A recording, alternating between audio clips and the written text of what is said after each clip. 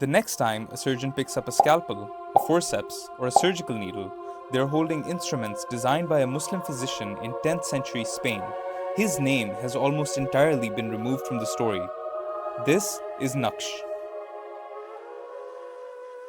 In the 10th century, the city of Cordoba was the largest and most advanced city in all of Europe.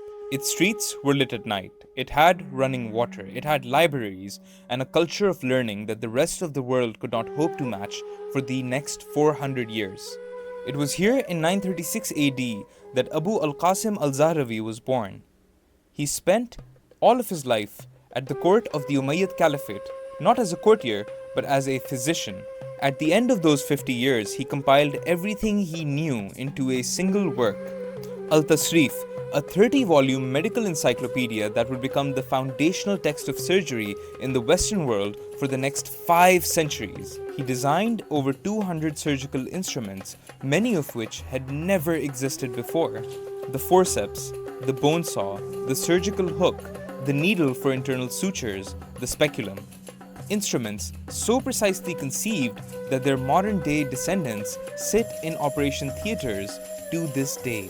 He was the first physician in recorded history to use catgut for internal stitching, the first to describe in clinical detail an ectopic pregnancy, the first to describe hemophilia as a hereditary condition, and he was the first to perform surgical ligature of the arteries, a technique that controls bleeding without which modern surgery could not exist to this day. When his encyclopedia was translated into Latin by Gerard of Cremona, it entered every major medical school in Europe. Bologna, Salerno, Montpellier, Oxford. For 500 years, European surgeons were trained on the knowledge of a man from Cordoba. His name in their texts, Albucasis, a Latinization that made him sound less like who he was. Every year, hundreds of millions of surgical procedures are performed around the world. Every one of them draws on techniques, instruments, and principles that al-Zahrawi either invented or introduced for the first time in human history.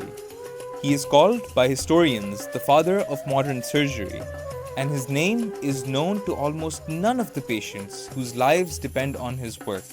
Some marks are not written in books, they are written in the body. Know the mark, know yourself.